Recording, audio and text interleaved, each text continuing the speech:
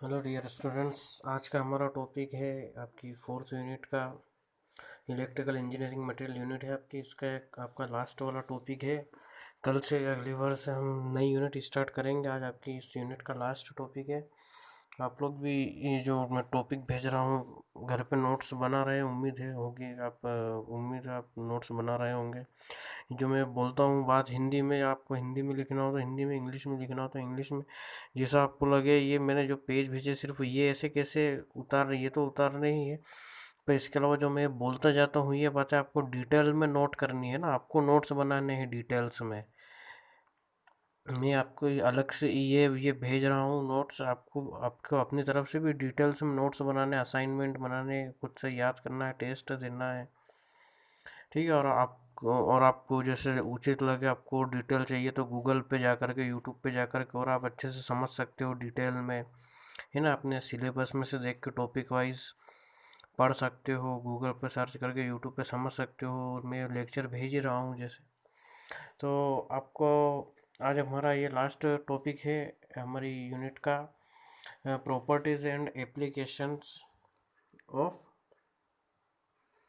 Conducting, semi conducting, insulating and magnetic materials.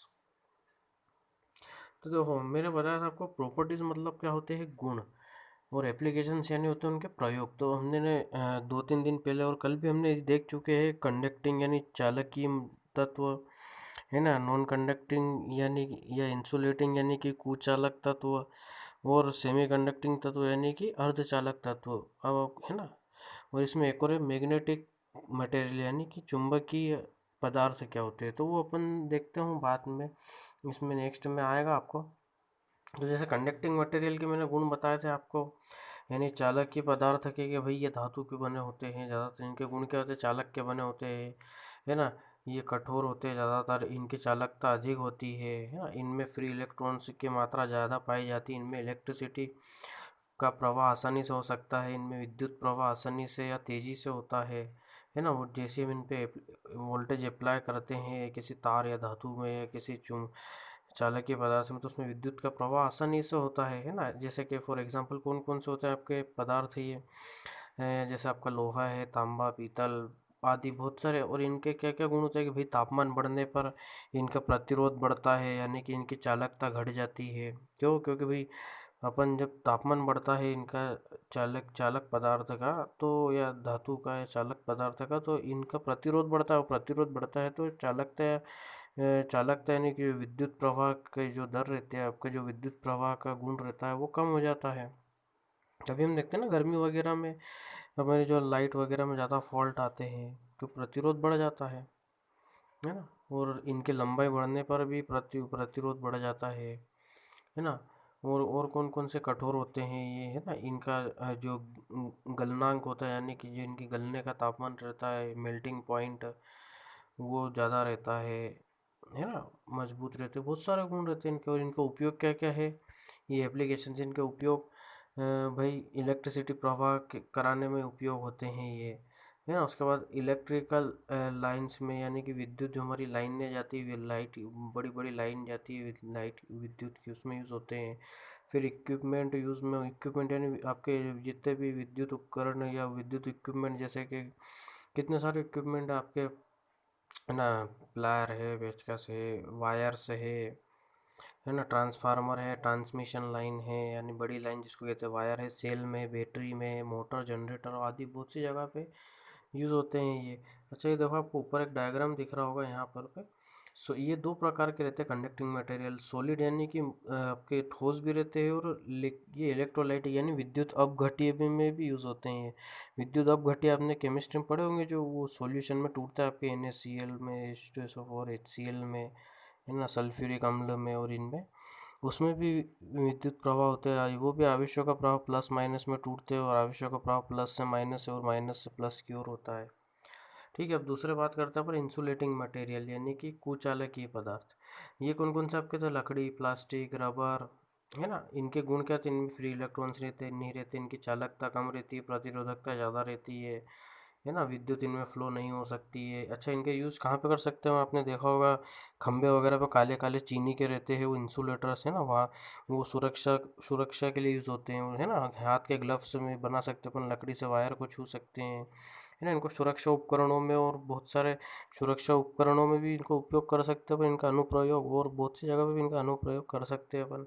तीसरा आपका semi conducting material, इनमें क्या रहती है, चालकता। इनकी जो रहती है चालकता चालक और कुचालक के बीच में होती है ना। इनमें अपन डोपिंग अशुद्ध अवस्था में फ्लो नहीं होता इनमें कुछ भी। और जैसे हम इनमें डोपिंग यानी अशुद्धि मिला दे तो P type N type semiconductor बनते हैं। तो ये है ना, तो तब जाकर के इनमें चालकीय गुण आते हैं।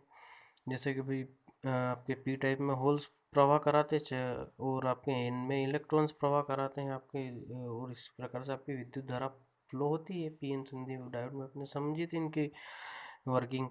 फिर इनका एप्लीकेशन, इनका यूज़ अनुप्रयोग कहाँ पे होता है, इनका सेमीकंडक्टर का आपने देखा पी एन जंक्शन डायोड बनाने में, ट्रांजिस्टर बनाने में, आईसीज बनती है, इनकी आपकी चिप बनती है, बहुत सारी जगह पे यूज़ होता है इनका। हाँ, और ये देखो, ये यहाँ पे आपका ऊपर ही ऊपर आपने देखो कंडक्टर्स में क्या रहता है, तापमान बढ़ने पर इनकी चालकता कम हो जाती है, क्योंकि प्रतिरोध बढ़ जाता है, और प्रतिरोध आपका विद्युत प्रवाह का विरोध करता है। और दूसरा आपका आता है आपका सेमीकंडक्टर्स में टेम्परेचर बढ़ने पर इनकी चालकता बढ़ जाती है, जैसे सोलर सेल में अपने देखा, क्योंकि जब धूप पड़ती है इन पे, तो जो पीएन संधि में देखा जैसे अपनों ने, तो वो इलेक्ट्रॉन्स होल्स जैसे इन पे धूप, इनको गर्मी मिलती है, इनको ऊर्जा मिलती है, तो ये मूवमेंट करने लगते हैं, इधर से उधर चलित हो जाते हैं, ये चार्ज है ना, इनके जो बीच में जो बॉन्ड रहता है, बंद रहता है, वो टूट जाता है। और कुचालक में तापमान कितनी बढ़ो लो वगैरह, ज़्यादा इनमें चालकता बिल्कुल भी नहीं बढ़ती इनमें ना, तापमान बढ़ने पर। क्योंकि हम लोगों ने एनर एनर पिछले पिछले लेक्चर्स में आपने देखा होगा वीडियोस में, एनर्जी बैंड डायग्राम बताया मैंने, ऊर्जा ऊर्जा बंद संरचना में, एनर्जी बैंड में एनर्जी के बहुत ज़्यादा रहती है वैलेंस बैंड और कंडक्शन बैंड के बीच में, है ना, इसलिए चालकता संभव नहीं हो पाती इनमें, है ना। हाँ, अगर बहुत हाई करंट हो तो बहुत ही थोड़ी बहुत बढ़ती है चालकता, पर वो बहुत कम मात्रा में रहती है। अब आते हैं आपके चुंबकीय पदार्थ। तो चुंबकीय पदार्थ में आपका क्या रहता है, चुंबकीय पदार्थ वो पदार्थ होते हैं जो चुंबक को अपनी ओर आकर्षित या प्रतिकर्षित करने के, ये आकर्षित करने का गुण होता है, जैसे लोहे या लोहे से बने पदार्थ, है ना। तो इनका यूज़ कहाँ पे होता है, आप लोग बेहतर जानते हैं भाई, कहाँ पे इनका रिकॉर्डिंग में यूज़ होता है ना, रिकॉर्डिंग टेप वगैरह में, है ना। इनका भी विद्युत में यूज़ होता है, इनका विद्युत सिस्टम में यूज़ होता है इनका, है ना, और बहुत सी जगह पे उपयोग होता है इनका। तो आपका ये तीन प्रकार के रहते हैं, पैरामैग्नेटिक, फेरोमैग्नेटिक और डायमैग्नेटिक, है ना। ये देखो डायमैग्नेटिक में ये एन और एस जो दिख रहा है आपको, ये एन और एस में इनमें आपको ये जो बीच में एन और एस के बीच में जो मैंने बना रखा चौकुट्टा, तो पैरामैग्नेटिक पदार्थ क्या होते हैं, जो पैरामैग्नेटिक जो रहते हैं वो अपने चुंबक या चुंबक से बने पदार्थ को अपने वो थोड़ा बहुत आकर्षित करते हैं। चुंबक में से आपने मैंने पढ़ा था, जैसे नॉर्थ और साउथ के पोल के बीच में रेखाएं जो निकलती, चुंबक की रेखा, ये उनको आकर्षित करते हैं। और फेरोमैग्नेटिक क्या करते हैं, बहुत ज़्यादा आकर्षित करते हैं फेरोमैग्नेटिक। और डायमैग्नेटिक क्या करते हैं, चुंबकीय रेखाओं को प्रतिकर्षित करते हैं। ये डायग्राम मैंने गलत बनाया हुआ है, ये जो डायमैग्नेटिक के यहाँ पे जो डायग्राम है, ये आपका बनेगा पैरामैग्नेटिक की जगह, है ना। और पैरामैग्नेटिक के का वाला डायग्राम आपका डायमैग्नेटिक की जगह पे बनेगा, तो आप इसको करेक्ट कर लीजिएगा, है ना। तो आपका मतलब डायमैग्नेटिक जो चुंबक के दुश्मन होते हैं, या चुंबकीय रेखाओं को प्रतिकर्षित करते हैं। फेरोमैग्नेटिक बहुत ज़्यादा शक्तिशाली रहते हैं, या बहुत स्ट्रांगली चुंबकीय रेखाओं को आकर्षित करते हैं। और पैरामैग्नेटिक थोड़े वीकली, यानी कि थोड़े कम आकर्षित तो करते हैं, पर फेरोमैग्नेटिक से कम शक्ति से आकर्षित करते चुंबकीय रेखाओं को, है ना। अब देखो डायमैग्नेटिक में क्या रहता है, मैग्नेटिक फील्ड यानी चुंबकीय क्षेत्र या चुंबकीय जो लाइंस रहती है, उसको ये रिपल करते हैं, यानी प्रतिकर्षित करते हैं, यानी ऑपोजिट कर वर्क करते हैं चुंबक के ये, है ना।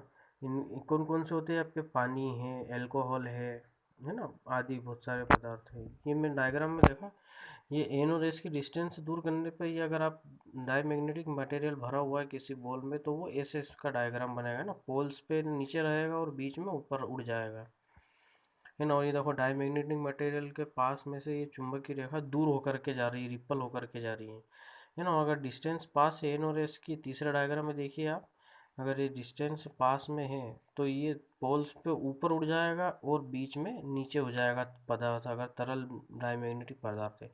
दूसरा आपका पैरामैग्नेटिक, पैरामैग्नेटिक मटेरियल क्या करते हैं, मैग्नेटिक लाइंस को वीकली यानी कम अट्रैक्ट करते हैं, अट्रैक्ट तो करते हैं पर फेरोमैग्नेटिक से थोड़ी कम करते हैं अट्रैक्ट। अच्छा, इनमें देखो ये ऐसे एक डायग्राम बनेगा, डायग्राम पे मत जाइएगा, बस आप इसे गुण समझिए, है ना। एन और एस के बीच में अगर डिस्टेंस आपकी ज़्यादा है तो ये ऐसे बनेगा, और अगर कम है तो ऐसे। मेन डायग्राम ये है आपका, है ना, आपका ये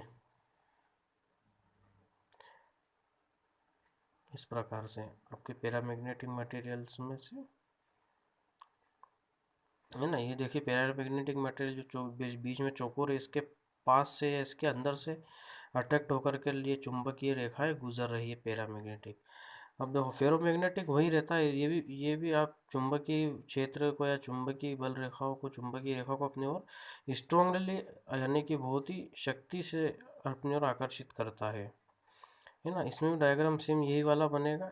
जो चौकोर अगर बीच में आपका फेरोमैग्नेटिक मटेरियल है तो इसमें से होकर के, इसमें से आकर्षित होकर के चुंबकीय रेखाएं निकलती है ना। और डायमैग्नेटिक में दूर होकर के निकलती है, और पैरामैग्नेटिक फेरोमैग्नेटिक में उसमें से आकर्षित होकर के निकलती है, उसमें से होकर के। अच्छा, ट्यूब से समझिए आप, अगर इसमें अपन तरल पदार्थ भर दें, है ना, या कोई भी चुंबकीय आपका पदार्थ है, अगर वो आपका पदार्थ है डाई में, अगर आपका वो फेरोमैग्नेटिक या पैरामैग्नेटिक हुआ तो वो चुंबक, ये एन और एस चुंबक है जैसे, तो इसके बीच में अगर हम ट्यूब रखें और वो पदार्थ भर दें हम कोई सा, तो अगर वो फेरोमैग्नेटिक या पैरामैग्नेटिक पदार्थ रहेगा तो वो आकर्षित होगा, है ना। और वो आकर्षित, जैसी आकर्षित होकर के एन और एस की तरफ आएगा तो आपको पानी ट्यूब में ऊपर उड़ जाएगा एन और एस की तरफ।